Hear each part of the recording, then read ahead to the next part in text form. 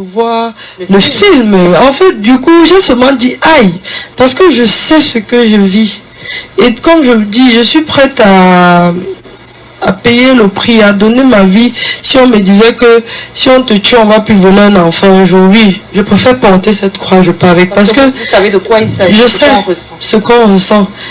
Imaginez, vous avez accouché, et s'il arrive qu'on vous pose des questions, vous avez accouché. Moi là, c'est une question à laquelle je réponds difficilement. Parce que j'ai pas allaité un enfant, j'ai pas porté un enfant, mais je sais que j'ai porté mon enfant 9 mois dans mon ventre. J'ai ressenti 8 mois, j'ai parlé avec elle. Mais au moment où elle sort, j'entends son cri. Je peux pas la serrer contre moi et je peux même pas la voir. En fait, parce que quand ton enfant est décédé, on te remet au moins le corps, tu peux garder. Mais moi là, tu fais le deuil et ça passe. Mais moi, justement, parfois quand je dis j'ai accouché, si peut-être c'est un document, après on dit qui s'occupe de l'enfant. Je ne sais plus quoi dire. Parfois je suis bloquée. Mais comment elle veut dire que je n'ai pas accouché alors que j'ai accouché? Mais où est l'enfant? Voilà, ça fait le film de ce jour-là, très fameux, c'était en 2011. Oui, c'était en 2011. Tu es arrivé à l'hôpital. Oui, je suis arrivé à l'hôpital Génico. Dongoussou. Il était 5 mois par là. Oui. Les contractions avaient commencé. Je suis allée avec ma maman. Quand on arrive, on me met dans la salle d'attente. Et voilà, je suis en travail. Maintenant, à 7 heures, parce que je mets au monde à 7h43 minutes un enfant de sexe féminin. Quand j'accouche, j'accouche normalement bien. Et après, on demande à ma mère d'aller payer la caution. Parce qu'à Génico, la salle d'accouchement est bien isolée. Quand vous payez la caution, c'est là où on peut vous installer dans une chambre où on peut venir vous rendre visite. La maman est allée payer la caution et quand elle est revenue, on m'a installé. Je sais que quand j'ai accouché, elles ont demandé les habits de l'enfant. Chose que maman a donné. Voilà. Oui, chose que maman a donné, elle a habillé l'enfant, mais elle tenait toujours l'enfant. Parce que même quand elle a habillé l'enfant, elle n'a pas remis l'enfant en un clément de maman. Elle a juste dit à maman, ça c'est ce que maman me dit après. Parce que dès qu'on m'installe, elle dit à maman que l'enfant pèse 1 kg 700 grammes et poussière, près de 800.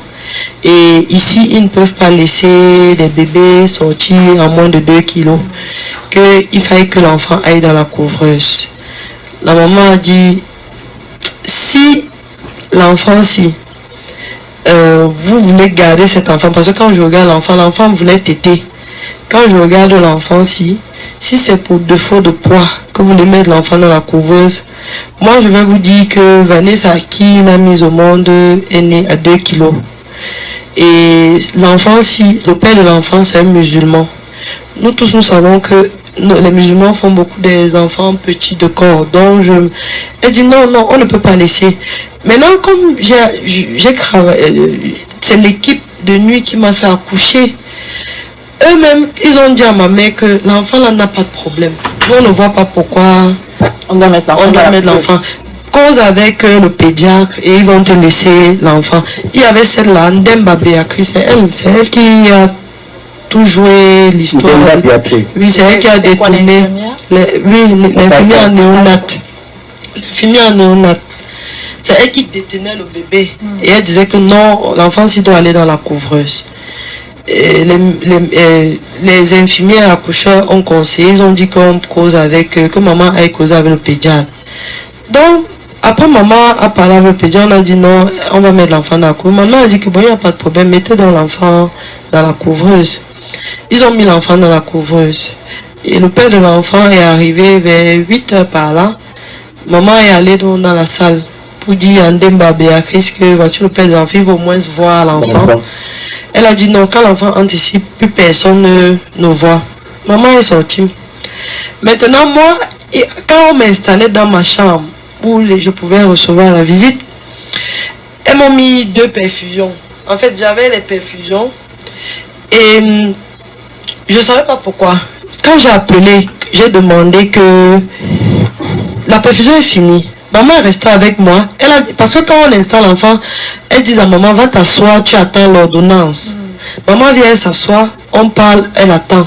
On attend. 12 heures, l'ordonnance n'est pas arrivée. Pour un enfant qui est ancré en néonat à 8 heures. Maman dit que ouais, j'ai le placenta ici. La femme, tu ne fais que perdre le temps. Et toi, tu n'as pas encore mangé jusqu'ici. Tu peux chuter. Quand moi, je t'avais accouché, j'avais chuté.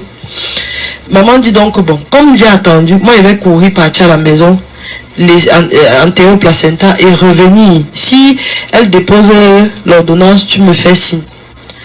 Maintenant, le téléphone de maman étant déchargé, je change ma puce, je mets dans son téléphone parce qu'il y avait une prise. Elle s'en va. Dès qu'elle passe, ça ne fait même pas 30 minutes. Il y a deux stagiaires qui viennent à mon chevet et déposent 2 ordonnances. Subitement, j'appelle maman. Maman dit que, oh, alors que je viens d'arriver, comment est-ce qu'elles font? Je dis non, vas-y, fais et puis tu viens. Maman finit, donc maman arrive vers 13 heures, elle retourne. Pendant ce temps, avant que maman n'arrive, sans que les ordonnances n'aient fait au moins 1 heure de temps à mon chevet, la nommée Demba Béatrice est revenue reprendre ces ordonnances-là, qu'elle a changées. Elle est revenue, elle a plutôt laissé un petit bout de papier. Elle me dit, si ta mère arrive, c'est ça qu'elle achète. J'ai dit, d'accord. Maintenant, quand maman revient, j'ai dit que maman, c'est pas les ordonnances qu'on a laissées ici le matin quand elle t'a appelé. Va te rassurer si c'est vraiment ceci parce qu'elle a changé. Quand maman sonne maintenant, elle sort, maman dit, l'enfant me dit, c'est ça, va acheter. Maman vient, elle prend l'argent, elle descend à la pharmacie. Quand elle arrive à la pharmacie est fermée. Elle s'exclame qu'on dit que non, la pharmacienne a pris une pause. Elle remonte donc. Elle dit bon, le temps que la pharmacienne finisse avec sa pause, si elle peut m'amener à manger. Elle vient donc, elle m'amène à manger. Moi, je ne veux même pas manger. Après, il y a une infirmière qui passe. On supplie d'enlever tout ce qu'elles avaient mis sur moi. Elle commence à m'insulter en enlevant. Nous, on ne comprenait pas. Maman me dit, depuis le matin, les femmes ici me cherchent. Quand je vais donner 2 mots à une femme ici, elles vont me dire ce qu'elle me reproche. Elle se fâche quand même, elle enlève. Oh, vous comprenez que elles m'ont cloué sous le lit parce qu'elle ne voulait pas que je demande à voir mon enfant. Elle enlève, elle se fâche. Maman me nourrit, elle m'aide à manger. À peu près 45 minutes. Là, il est à 14 heures par là. Maintenant, maman redescend à nouveau. Elle me dit, bon, je ne vais pas voir si la pharmacie est déjà là. Quand maman part, vous voyez que le temps, Demba a chronométré le temps. Elle s'est dit, parce qu'en fait, l'ordonnance qu'elle était venue changer, c'est un produit que maman ne devait pas trouver au sein de l'hôpital. Je dis ça pourquoi je vais poursuivre. Et maman devait, vous savez que quand nous tous on va dans les hôpitaux, si on te prescrit un médicament et que tu vas au sein de la pharmacie, tu ne trouves pas, tu vas sortir. Maintenant, elles attendent donc près d'1 heure. Elle vient maintenant. Quand ma mère est redescendue, je me suis couchée.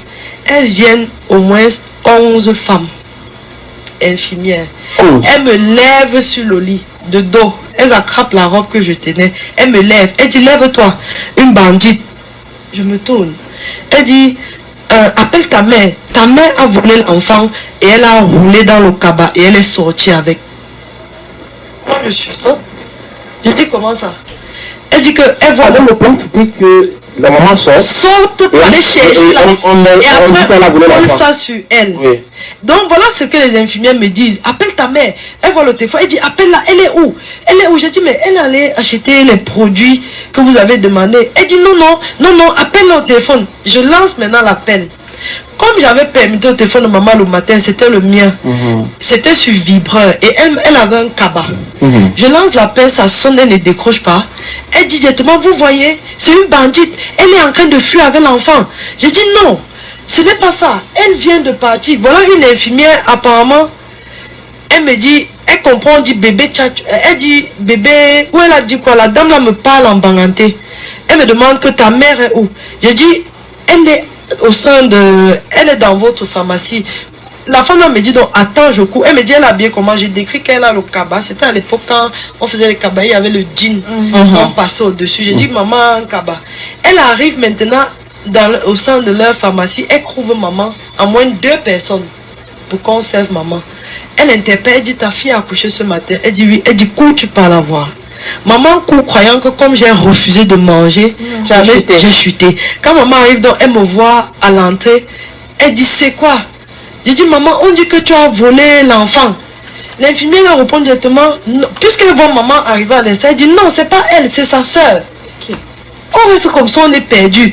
Après, jusqu'à là, nous, on ne sait pas que c'est mon enfant. Parce qu'elle dit, c'est qu'elle dit, pourquoi le matin, vous avez d'abord refusé qu'on interne cet enfant? C'est là où nous, on réalise que, hey, en plus, c'est parlé de ton enfant maintenant. De mon enfant.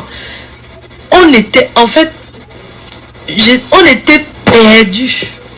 Parce que, comme je vous dis, jusqu'aujourd'hui, prenez ma vidéo, que j'ai mes interviews, je raconte cette histoire parce que c'est un film, c'est comme si je suis en train de vivre la même chose.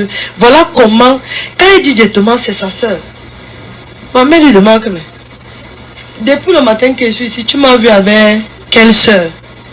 Elle a fait comment? Elle dit que, ah, il y a une femme que j'ai vue entrer. Et après, ma mère lui dit, mais je suis venue ici avec le père de l'enfant le matin. Tu m'as dit qu'il ne pouvait plus. Okay. Celle-là t'a dit seulement quoi?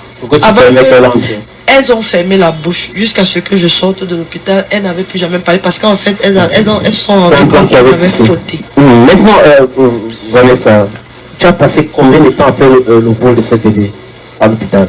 J'ai fait 8 mois. 8 mois à l'hôpital? 8 mois à l'hôpital. Et pourquoi tu es partie? Non, je ne suis pas partie. On m'a expulsée. De force. Mais oui, déjà c'était pourquoi? Et 8 mois parce que après qu'ils ont volé mon enfant, le directeur de l'hôpital est venu après. Et puis j'ai senti qu'il ne voulait pas chercher mon enfant. Il nous a convoqués le dimanche, ma famille et moi. Et puis lors de la réunion, je lui demande que il y a l'huissier de la famille qu'on a fait venir, mais comme c'est un dimanche, il s'est présenté comme un membre. On lui demande que monsieur le directeur, depuis il y a 14 heures que l'enfant est parti, qu'est-ce que vous avez fait? Il dit non, jusqu'ici, je collecte les données, c'est pour ça que je vous appelle, pour qu'on essaye de voir ensemble, pour voir. En fait, il essayait de nous endormir et nous, on ne comprenait pas. Donc, moi, quand il reste comme ça, il ne réagit pas. Lucie lui dit que, mais je pense que depuis hier déjà, puisque le matin vous avez insisté qu'il fallait automatiquement la couvreuse à cet enfant, je pense que depuis hier 14 heures, vous deviez déjà, première chose, vous deviez alerter l'opinion publique et alerter tous les hôpitaux que il y a un enfant qu'on a sorti dans la couveuse, elle doit arriver. Donc si on arrive avec un enfant quelconque, il dit voilà, vous comprenez pourquoi j'ai demandé qu'on fasse cette réunion. C'est ce que... Donc, il était laxiste. Et pendant ce temps-là, est-ce que tu as payé les frais de 8 mois là? Non, moi je n'ai pas payé. Moi j'avais payé ma caution. Oui. C'était, je me rappelle plus, c'est 40 ou 50 000. Quand tu payais, tu faisais 3 jours. Mais là, c'était ta façon à toi de contester. Oui, parce que je n'avais pas, on ne me disait rien de concret. Comment est-ce que mon enfant, parce que la preuve en est que plus les jours passaient, plus il disait même que c'est moi que j'ai fait qu'on vole l'enfant parce que je ne veux pas élever cet enfant. Après, quand ils ont vu la famille du père de l'enfant, ils ont dit que non, c'est la famille du père de l'enfant qui ont volé parce qu'ils ne veulent pas qu'une chrétienne. En fait, donc, plus ils disaient des faussetés, plus moi ça me donnait le courage et la détermination. Je dis, mais moi je ne veux pas sortir d'ici. C'est la police, clairement, de cet hôpital. C'est la police qui m'a expulsé. Vous savez, après, quand ça a été connu, a été au courant après qu'on ait tout dit. Ils étaient gênés, ils ont usé de tout. J'ai d'abord reçu la DGRE qui est venue et qui m'a dit qu'ils sont venus au moins sur 2 semaines. Ils alignaient la voiture, venaient, ils disaient que le chef de l'État, il me montre là, il dit la voiture du milieu là, c'est ta voiture que le chef de l'État a demandé qu'on t'offre. Il a demandé qu'on te donne une maison derrière le lac. Et puis moi je leur disais que c'est le chef de l'État qui vous envoie, non. Allez lui dire que je n'ai que 17 ans. Je ne sais pas ce qu'un enfant de 17 ans peut faire avec une maison et une voiture. Il a ce pouvoir. Tout ce que je demande, c'est mon enfant. Qui use de son pouvoir, il récupère mon enfant à la magistrate et il me remet. Tout ce qu'eux, ils voulaient, c'était de me faire sortir déjà de là parce que étant sur le site, je leur mettais la pression. Et puis le 12 mars, on m'a envoyé tous les commissaires divisionnaires de Yaoundé qui sont venus vers 20 h. ils sont passés devant moi parce que à un moment donné, je me confondais dans la masse parce que je n'étais plus en sécurité. On savait que mon lit c'était le numéro, on pouvait vite me repérer. Donc je restais avec les gardes malades. Ils sont passés devant moi, ils sont allés dans ma salle, ils m'ont pas trouvé. Ils sont revenus. On leur a dit là voilà. Et il y a un des commissaires très courageux qui s'est tenu devant moi, il m'a dit bonjour madame, bonsoir madame. J'ai dit bonsoir. Il dit qu'est-ce que vous faites là? J'ai dit pardon. Il dit va porter tes affaires et tu fiches le camp. J'ai dit pardon. Il dit va porter tes affaires et tu fiches le camp. J'ai dit ah ça, comme j'étais assis, je me lève. Je lui dis waouh, qu'est-ce qui vous arrive? Je vais te donner mes mots. Je lui ai dit qu'est-ce qui vous arrive? C'est le tissu qui est sur vous qui vous fait perdre la tête ou alors c'est quoi? Il me regarde. J'ai dit, vous êtes un père de famille. Bon, de toute façon, je vais vous dire une chose. Vous êtes dehors à cette heure, tout un commissaire divisionnaire. Je ne pense pas que vous deviez être dehors à cette heure. Je comprends que vous venez exécuter des ordres. Bon, maintenant, s'il savait que vous rentrez chez vous là maintenant, et puis on vous dit que votre dernier enfant qui était à l'école n'est pas arrivé, quelle sera votre réaction? Je vous assure, quand j'ai posé cette question, tous les commissaires là se sont retournés, chacun pleurait. Mais j'ai compris après, ils ont pleuré pendant au moins 30 minutes, ils n'ont plus rien dit. Mais comme les ordres venaient d'en haut, et il fallait exécuter, ils sont allés porter mes choses, ils ont demandé aux policiers de me porter, mais eux ayant pleuré. Oui, mais Vanessa, est-ce que c'est vrai qu'il y a une dame qui t'a donné de l'argent et que l'État t'a donné de l'argent pour laisser ton enfant partir comme ça? Oui. Est-ce qu'on a entendu cela? En fait, la dame que tu soupçonnes, elle s'appelle comment? Elle s'appelle Caroline Menjang Até, épouse à Tangana. Qui t'a donné ce nom? Qui t'a dit que ton enfant est avec cette magistrate? En fait, en décembre 2011, ma mère, elle reçoit un coup de fil anonyme et la dame lui dit bonjour madame. Elle dit bonjour, elle dit je vais vous aider. Excusez-moi, je ne vais pas me présenter parce que mon identité ne compte pas, mais cherche un bout de papier. Maman cherche un bout de papier. Elle dit, relève ce numéro. Elle dit, relève ce nom. Maman relève. Elle dit, ton enfant se trouve entre les mains de Caroline Menjang Dikoum Até, épouse à Tangana. Elle a fait 3 ménages parce qu'elle ne pouvait pas affronter. Elle a son 3e ménage. Elle a volé l'enfant. C'est elle qui détient l'enfant de Vanessa. Et son mari travaille à la communauté urbaine. J'ai tout dit pour vous aider. Elle raccroche. Maman rappelle le numéro fatigué, ça ne passe plus. Mais moi, à mon tour, j'avais plutôt reçu un coup de fil d'un monsieur qui m'a dit, il veut me voir. Et il ne se présente pas. Qu'il va venir à l'hôpital, il ne veut pas s'approcher. Il est venu, on s'est tenu, il m'a décrit son habit. Quand il arrive, il m'a dit que je suis en bleu. Il avait porté un boubou comme le vôtre là. Okay. Et puis, il s'est tenu en bleu, il était en bleu. Il s'est tenu, il m'a dit, Vanessa, j'ai très mal de ce qu'on t'a fait, mais je ne suis pas complice. C'est pour ça que je suis venu te dire. Ne cherche pas à savoir qui je suis parce que je connais mon pays. Il me regarde dans les yeux. Il me dit, ton enfant se retrouve entre les mains d'une magistrate. Elle s'appelle Caroline Menjang Até, épouse à Tangana. Même nom. Oui. Et il me dit, je t'ai tout dit. Quel que soit ce qu'on va te dire, meurs, c'est ton enfant. Je ne peux pas me présenter, excuse-moi, mais avec ma crainte de Dieu, je te dis cette vérité. Il s'est tourné, il est parti. J'ai observé le monsieur là parti comme ça. Je suis resté tranquille. Mais je vais vous dire, quand je parle et j'ai la ferme conviction, c'est que chaque jour, ça fait 12 ans aujourd'hui, mais Dieu me met sur les pistes. Un jour, je voyageais. Comment je confirme encore, et je peux même savoir qui avait, je peux dire aujourd'hui qui est cette femme qui avait appelé ma mère. En fait, c'est la fille du professeur Don Soumet. Elle est aussi magistrate. Et à l'époque, elle travaillait avec la magistrate en fou. Elle ne s'est pas cachée. Ils savent que c'est elle. Et maintenant, je sais comment, parce qu'un jour, étant à Tchang, étudiant, je partais sur Yaoundé. Je me tiens à Bafoussam, je prends l'autostop. C'est une voiture personnelle. Il y a à bord un monsieur Il y a sa côté passager une autre et une dame derrière. Porte. On roule. On arrive à Bafia, il prend une autre dame. C'était le magistrat, moi je ne savais pas. C'est quand il prend l'autre dame, elle était greffière en chef.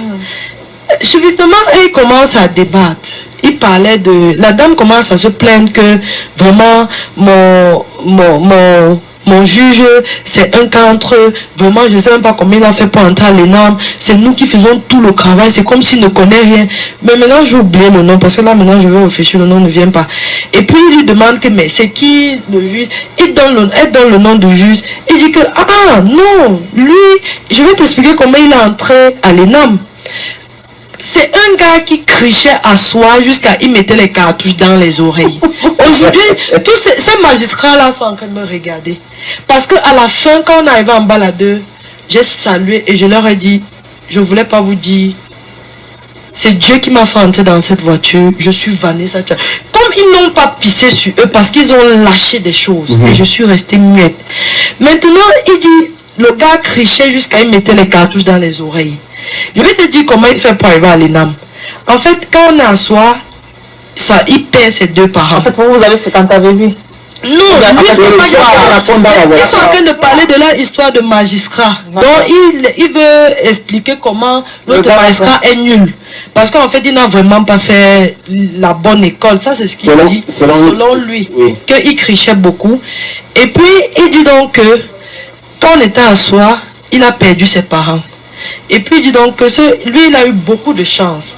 Parce que quand il perd ses parents, la promotion, maintenant on lance dans le concours de l'ENAM l'année qui suit. Il part donc pleurer à la fille de Ndong Soumet que vraiment, s'il n'entre pas à l'ENAM, étant aîné et tout ça, il faudrait qu'il aide sa famille. C'est donc comme ça que il explique que c'est comme ça que lui, il entre dans l'ENAM. Et qu'on avait même su qu'on a fait des manœuvres frauduleuses pour qu'ils en... Mais lui, il ne sait pas comment on a fait jusqu'à ce que le décret est sorti et on avait les affectations.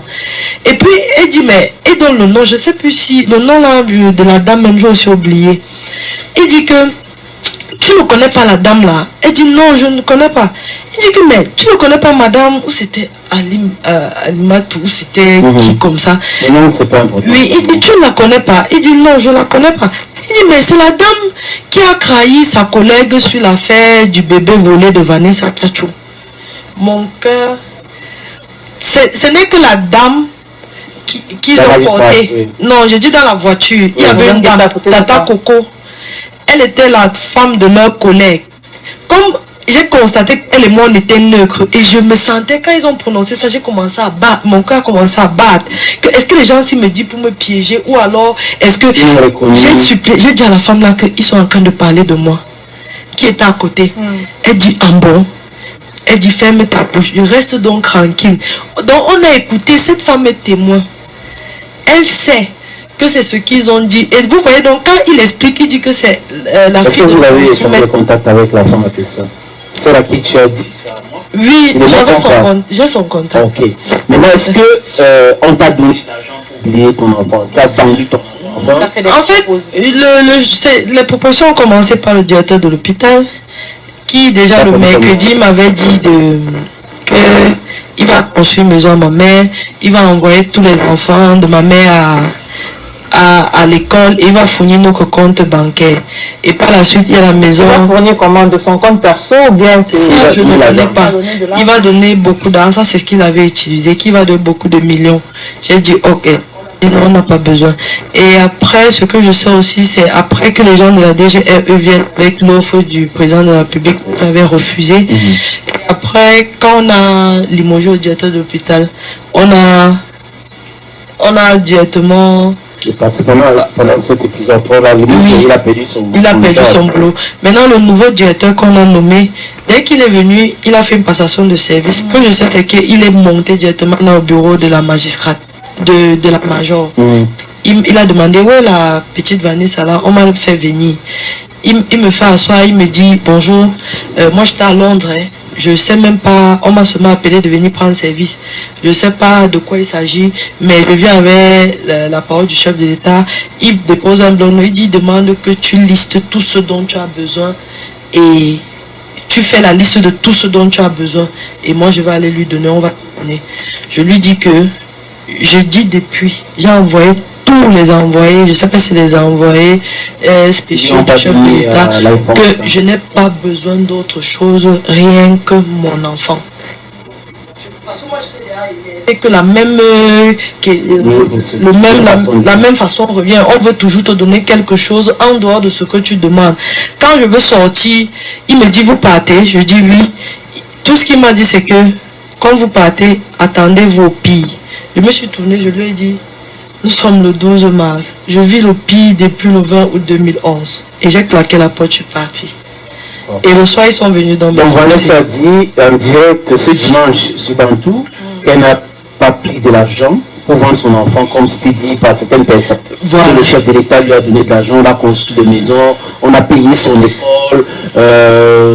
Parce que c'est ce qu'on a dit. Oui, c'est ce qu'on a dit. Et même la magistrate qui a dit que j'étais mère porteuse. Vraiment. Oui, on a dit ça aussi. Et puis, vous les journalistes, j'attends. Menons ce combat à fond. Mais est-ce que vous avez rencontré la magistrate? Je ne l'ai jamais rencontrée. Vous avez essayé? Je ne la connais même pas. Tu as essayé? Non, je vais la rencontrer. Non, mais on t'a dit que telle personne a voulu ton enfant. Est-ce que toi-même, à ton niveau, tu n'as pas mené les enquêtes pour aller voir? C'est pas porté plainte contre elle? Non, mais on a porté plainte. L'avocat a porté plainte en citant tous leurs noms avec le ministre des Affaires sociales. On a cité tous leurs noms. Qu'est-ce qu'il en est ressorti? Ils ont détourné la plainte. Je sais seulement que le jour où on m'a expulsé, on m'a dit de faire confiance à la justice. Quand on arrive, c'était plainte. C'était la plainte affaire Vanessa Tchatchou contre l'État du Cameroun, contre la magistrate Kalouri Mendia. Tout ça parce que c'était tout un groupe. On arrive au parquet et ils nous lisent plutôt affaire Vanessa Tchatchou contre Ala Bingwa Jocelyne. Mon avocat. Vous voyez, parce qu'à un moment donné, ils m'ont imposé. Et je sais qu'il y avait la police. Ça, si je parle de la police, parce que je connais le commissaire Evina, qui était très devant cette affaire. Ils sont venus avec 3 jeunes. Ils m'ont dit que en fait, on me dit que tel garçon, c'est Janja Pamen Serrano, qu'il est le père de mon enfant. Et la fille, ils sont venus avec, ils disent que Jocelyne Alabingwa est sa femme. Et maintenant, elle a volé l'enfant parce qu'elle savait que je sortais avec son gars. Et en volant l'enfant, elle voulait rompre la relation. Et l'enfant est mort enterré à côté. Donc ça, c'est la raison qu'on vous a donnée. Ça, c'est ce que... Ils ont fait les confessatoires à l'hôpital. Ça, c'est ce qu'on m'a présenté. Et puis, moi, j'ai regardé cette fille. Je lui ai dit que ma chérie, tu me connais. À part ici, tu m'avais déjà vu. Elle dit non. Curieusement aussi, le gars où c'est Djanjan Pamen là dit qu'il ne me connaît pas. Donc il y avait que la fille là qui affirmait que oui, elle a porté le bébé. J'ai dit tu me connais? Elle dit non. J'ai dit tu m'as déjà vu? Elle dit non. J'ai dit mais si tu m'as jamais vu, et comment tu as même su que tu ne me connais déjà pas? Et comment tu arrives dans une cour où il y a plusieurs bébés, tu connais que ça c'est mon bébé? Deuxièmement, et la première chose, même s'il arrivait que je sortais avec ton gars, comme tu dis, dans mon carnet, c'était mentionné que je devais accoucher en fin septembre, début octobre. Donc, ça veut dire que si ton mari est venu à la maison avec mon carnet, je ne pense pas que c'était le 20 août que tu devais m'attendre à l'hôpital, puisque l'accouchement m'a surpris moi-même, vu comme on avait programmé. Qui t'a donc dit que j'ai accouché le 20 jusqu'à ce que tu viennes porter l'enfant? Après, moi, je les ai répondu directement, même devant tous ces commissaires, que vous n'avez pas besoin de ça. Je suis même très petite pour que vous faites ça. Et après, mon avocat m'avait dit que oui, quand dans un état, quand on veut protéger son intégrité, on peut faire des choses comme ça. Peut-être on paye 2 jeunes et puis ils acceptent et peut-être même 5 ans.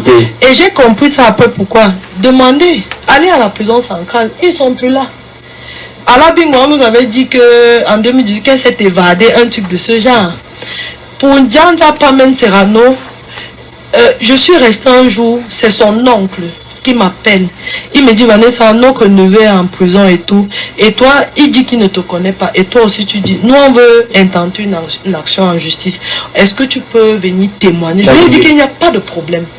Il me dit, d'accord. Moi, j'attendais. Plus tard, il m'appelle, il me dit, Vanessa, le Seigneur est merveilleux. Le père de Serrano est quitté en France. Il est venu, on a libéré Serrano. Il est directement allé en France. Donc, vous comprenez, je reste seule, les informations viennent. Et pourquoi? parce que je suis vrai. Je n'ai jamais pris ces enfants. C'est une magistrate qui dit, j'aimerais qu'elle vienne vraiment à la télé, elle dit quand est-ce qu'elle et moi on a fait cet arrangement. Mais dites-moi, est-ce que vous êtes sûr que cet enfant vit? Non, mon enfant vit. Elle ne peut même pas mourir. Comment vous le savez? Pourquoi elle dit que... Non, je pose la question. Est-ce que vous n'avez pas par hasard fait des filatures, filé la dame, essayé d'aller lorgner pour savoir? Est-ce que vous avez déjà vu cet enfant? Non, j'ai pas encore vu cet enfant. Et elle a pris mon enfant parce que elle avait stimulé une grossesse. Elle n'a pas pris mon enfant pour faire les... Elle a dit qu'elle était enceinte. Elle a dit qu'elle était enceinte. Quand j'ai vu une situation comme ça, une femme à la prison qui était allée voler un enfant en Banga, vous vous rappelez de cette Oui, histoire? elle a stimulé une grossesse. Elle était enceinte. Donc, elle a volé mon enfant pour faire... C'est pour ça que elle prend mon enfant et elle signale à la polyclinique qu'elle a accouché le 24. Quand maintenant mon avocat sort les documents où les médecins certifient qu'elle ne peut jamais enfanter, c'est là où madame la ministre Catherine Bakambok l'aide à falsifier les papiers pour dire maintenant qu'elle a adopté. Donc le même enfant qu'elle a, tantôt elle dit qu'elle a accouché, tantôt elle dit qu'elle a adopté. Et là c'est le ministre qui l'avait aidé. Mais Vanessa, est-ce que actuellement si on vous demandait où est-ce que votre enfant se trouve, c'est-à-dire entre le Cameroun et le Gabon, sont les exemples que je prends, est-ce que vous pouvez dire avec exactitude où votre enfant se trouve? Je sais que mon enfant se trouve à la magistrate, chez la magistrate. C'est-à-dire à Yaoundé? Oui, à Yaoundé. Et par moment, on me dit souvent, parce que j'ai des personnes proches, on me dit souvent qu'elle fait voyager l'enfant. Par exemple, quand ça fait beaucoup de tapage comme ça, elle isole l'enfant. D'accord. Et maintenant, en tant que maman, on sait tous que c'est pas facile pour une mère de savoir que son enfant est en train de grandir, je vais dire quoi, en face, et qu'on n'a pas la possibilité de lui dire bonjour. Maintenant, toi, Vanessa, est-ce qu'à un moment donné, tu ne t'es pas dit, bon, je vais essayer de jouer les espionnes pour savoir peut-être là où l'enfant fréquente, essayer d'aller lui dire peut-être même aux heures des cours, bonjour, aux heures de pause, pardon, bonjour, de savoir peut-être là où l'enfant va quand il est en balade, pour aller voir comment est-ce qu'il se comporte. On ne sait jamais, des petites choses comme ça peuvent un jour te rapprocher ou pas de l'enfant si réellement tu es sûr que c'est ton enfant et qui sait demain plus tard dire à tout le monde que effectivement voici mon enfant avec des preuves. Vous même prendre des photos. Bon, la seule preuve sera le test d'ADN. Oui, mais c'est pour ça que je dis. Et maintenant, cette magistrate elle me connaît. Les membres de sa famille me connaissent. Tous les gens du réseau de trafic d'enfants me connaissent. Quand moi je sors de l'hôpital, je connais presque personne, mais tout le monde entier me connaît. Donc je ne peux pas m'aventurer à aller faire... Moi, j'ai déjà le fait que je suis filée. Ma vie est menacée. Moi, je sais que c'est mon enfant. Maintenant, j'ai donc on a donné les pistes. On a confié le dossier à la justice. Quand on donne déjà les pistes, quand on venait avec des preuves, on a fourni des preuves. Ça coûte quoi à la justice ou à l'État camerounais? Ou même à Madame Chantal Biya de saisir cet document que mon avocat avait mis en leur possession, récupérer mon enfant et me donner. Alors Vanessa, à l'état actuel des choses, est-ce qu'il y a une lueur d'espoir? Celle de savoir que déjà au départ vous n'avez pas vu le bébé, c'est-à-dire que tel que vous l'avez raconté tout à l'heure. J'ai vu quand elle est sortie, parce que quand elle sort, on l'a fait coucher sur toi et on coupe le cordon et après on l'a posé ici près de moi, on l'a porté. Est-ce qu'il y a une lueur d'espoir de retrouver votre enfant? Tu penses qu'à la fin on va te réunir? C'est même pas, c'est pas un débat. Hein. Je vais retrouver mon enfant. Pourquoi? Parce que à l'âge de 17 ans, peut-être c'est encore, je conçois quand j'ai 16 ans par là. Je suis une petite fille, je connais même pas le mal, le bien, la jalousie, la calomnie, les choses. Parce que c'est un peu quand tu es même déjà majeur que tu commences les convoitises, les ceci. En fait, j'étais encore toute naïve. Donc je n'ai jamais poussé la tête d'un enfant. Déjà que je sais ce que c'est la souffrance. Donc moi j'ai grandi dignement. Et je pense concevoir à 17 ans. Je dis Dieu ne peut pas permettre.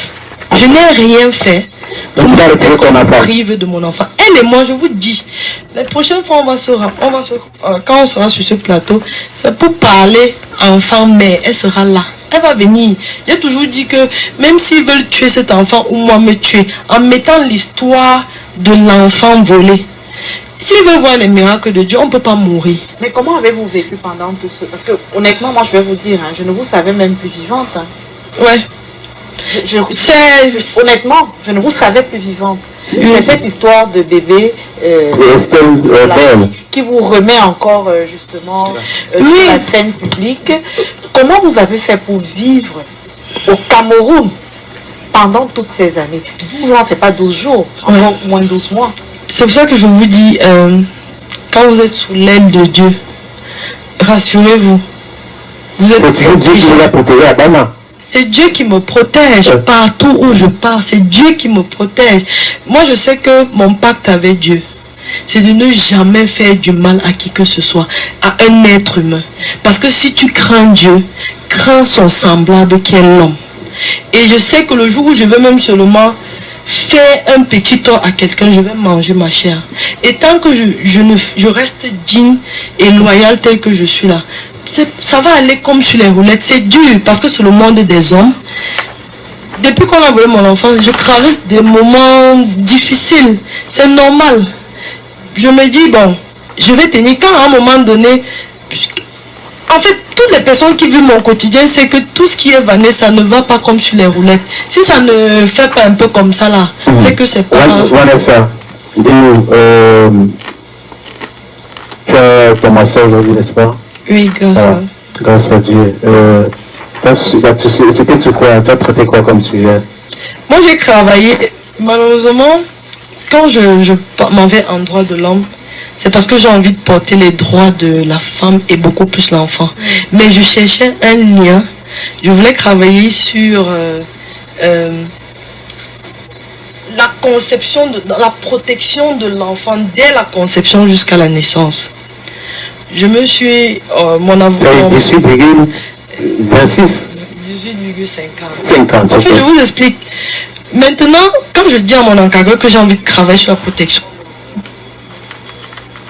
il appelle à l'hôpital et puis il dit qu'il veut qu'on vienne parce que je veux suivre des femmes enceintes et comment ça se passe. Mais quand il appelle pour savoir si je peux faire mon stage là-bas, on lui dit non, il ne faut pas qu'elle vienne parce qu'on ne pourra pas lui donner des informations parce qu'à la fin on signe. C'est comme ça que j'ai cherché le thème. Comme j'étais tellement attachée à l'enfant, j'étais perdue. À la dernière minute maintenant, puisqu'il fallait à tout prix soutenir, c'est comme ça que j'ai travaillé sur l'autonomisation des femmes déplacées internes. Donc, il fallait voir comment, après avoir subi la crise, comment est-ce qu'elles peuvent être autonomes. Voilà, la crise anglophone. La crise anglophone. Ok. Donc, c'est avec ça que j'ai travaillé avec Toyo. Tu as déjà un enfant? C'est ma prochaine question. Avez volé ta question? Non. Non. Et pourquoi? Bon, parce que je ne me suis même plus jamais rendue dans un centre hospitalier. Je ne sais pas si... Je le dis parce que je suis une femme également et on a une autre femme sur le plateau. Généralement, quand on perd un enfant, on a tout de suite envie de le remplacer. Vous avez bien dit quand on perd. Là, on a volé. Là, on a volé. Vous dites quand on perd. Vous croyez que si on avait perdu... J'ai 29 ans. Moi-même, ça ne me plaît pas. Et la chance ou la malchance, je suis l'unique fille de ma mère. Donc, vous pouvez imaginer ce qu'elle attend de moi. Beaucoup. Donc, si on est en train de te regarder ici à la télé, Vanessa, une minute. Elle est en train de te regarder à la télé, là, maintenant, elle dit, oh, quelle belle fille, tout. Bon, il a le cœur de Dieu. Parce que là, tu parles trop de Dieu. Et puis, si avec l'homme que tu veux, ton homme idéal, on a un format, là, on a dévoilé ton homme. Est-ce que tu es prête à l'épouser? Je vais faire les enfants. Okay. Mais je vais faire les enfants. Mais le point, c'est que tous on connaît. Il suffit seulement que je m'en vais à l'hôpital et qu'on sait même que c'est moi. Peut-être on va même seulement me tuer avec l'enfant, le nouveau enfant là. Donc, je ne sais pas si vous voyez ça. Je ne sais pas. Vous avez une crainte aussi autour de cela, ou faire une fixation autour de cela. Parce qu'aujourd'hui, le ministre se découpe après cette crise de la cantine. Le ministre a dit aujourd'hui, les femmes enceintes seront accompagnées dans la salle d'accouchement. C'est désormais comme ça. Aucune femme enceinte va aller accoucher sans assistant. D'un membre de sa famille ou quelqu'un de son choix. En principe, c'est comme ça. Ailleurs. Oui, bon, c'est comme ça, mais sauf qu'on n'accepte pas que vous on ne l'explique pas ça. Moi, peut-être parce que c'était une clinique et là-bas c'est public, je ne sais pas, mais moi j'ai accouché avec ma mère à côté. Oui. Mais je veux dire, la plupart des hôpitaux n'acceptent pas. Voilà, peut-être dans ton cas, oui. Mais en principe, ça devrait être le cas. Oui. Ça devrait. Oui, là maintenant, moi, je vous ai dit. Est-ce que ça te rassure aujourd'hui? Vous dites, si tu veux accoucher, maman, ça. Non. Mais son cas est spécial quand même. Parce qu'on a pris l'enfant, on est parti avec l'enfant. Vous croyez que la magistrate, vous croyez qu'elle est fière de me voir?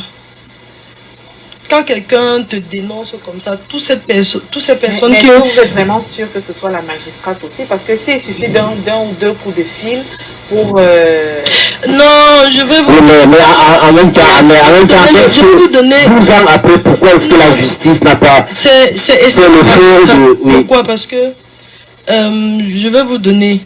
Quand j'arrive à Génico, c'est le docteur Tamo qui me suit. Et quand je reviens peut-être 2 mois après, on m'a changé de gynécologue. On me remet au docteur Toby. Le docteur Toby est le neveu du directeur de l'hôpital Génico. La magistrate, le feu Dossa Mandel, son ex-directeur, est jumeau. Son jumeau, c'est lui qui a élevé la magistrate parce que c'est leur cousine. Et lui, il était au secret. Il est secrétaire. En 2001, il était secrétaire du ministre de la Justice. Ça, c'est un député que je suis à Aurore, à Yaoundé avec lui. Il me dit, Vanessa, tu vois le toit là? Je regarde. Il dit, ça, c'est la maison du frère jumeau de l'ex-directeur de l'hôpital. Il travaille au ministère de la Justice. C'est lui qui a élevé la magistrate. Le gouvernement sait que c'est elle qui détient ton enfant. Tout un député. Il a quoi à me mentir? C'est mon enfant. Si ce n'était pas mon enfant, c'est que même la magistrate m'a même déjà porté plainte. C'est mon enfant. Ah, parce que tu as le nom tout le temps. Je donne son nom tout le temps. Allez voir, elle sait.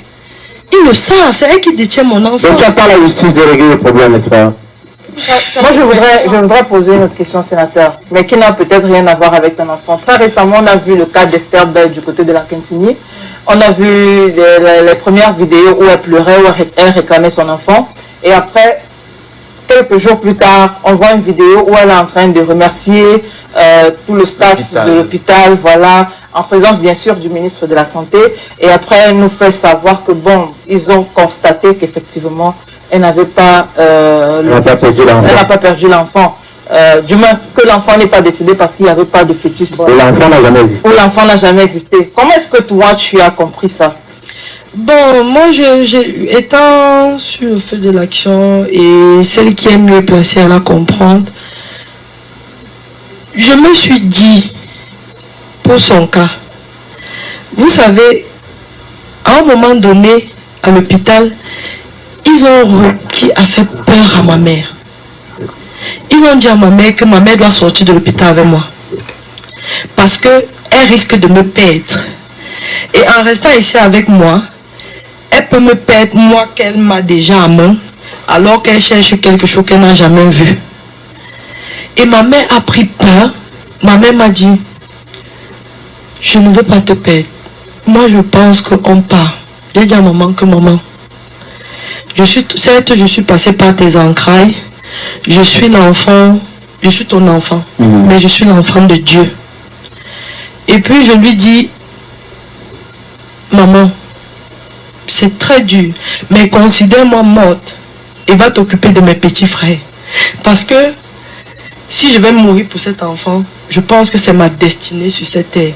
Vous voyez à quel point si vous n'êtes pas fort, on peut vous intimider, non, en fait, et peut-être que vous fuyez. Donc, je me réserve à dire quoi que ce soit sur Esther. Je ne sais pas si elle n'a pas pu supporter la pression, ou alors, je ne sais pas. Son cas, moi, je n'ai pas compris, et je me réserve là de... Thank you so very much for your time. Alors, mesdames et messieurs, vous avez suivi notre soeur Vanessa Tchatcho, dont le bébé a été volé par cette magistrate, Medjan Caroline.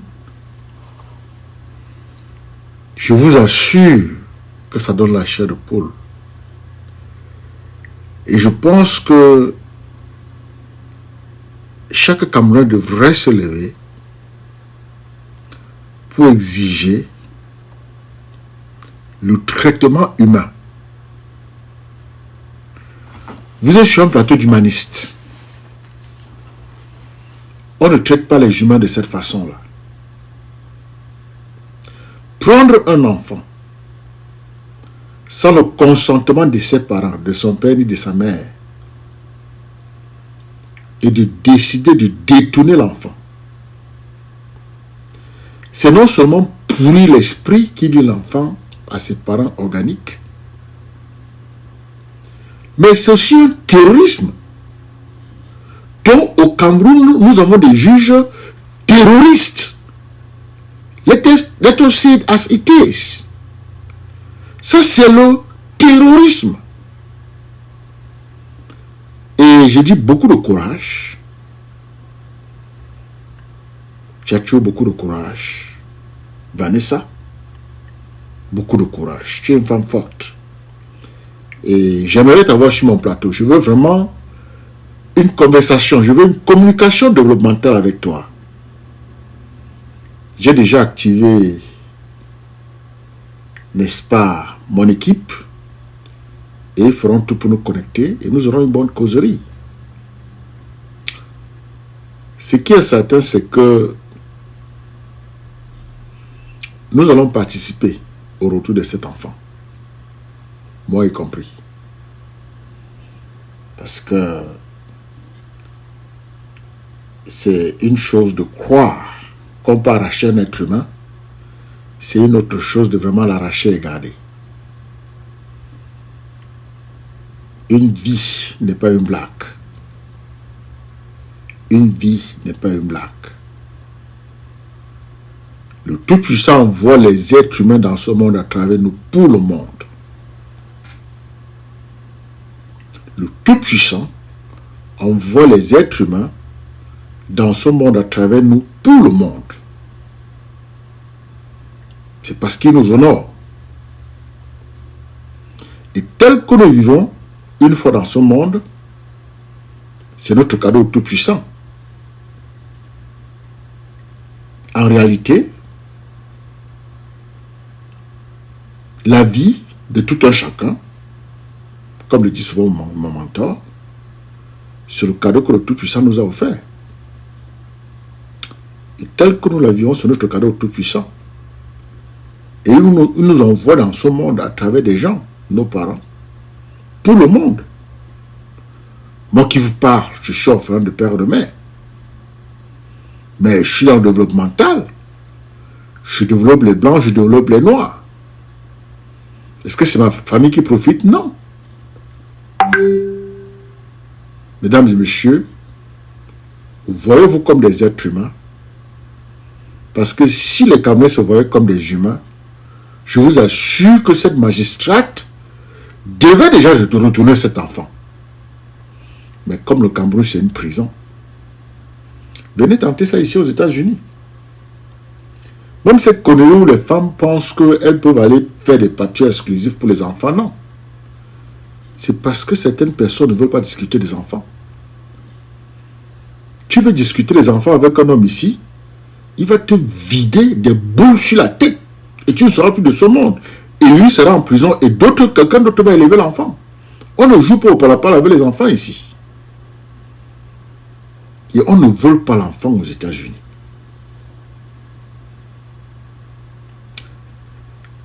Vanessa, je suis impatient de te parler, d'avoir une conversation développementale avec toi. Une très belle femme, très forte, très éloquente, très courageuse. Je pense honnêtement que ta place est aux États-Unis. Oui. Les autres enfants que tu vas accoucher là, tu vas les accoucher aux États-Unis, pas en France. En tout cas, nous allons entrer en négociation. Looking forward to talk to you.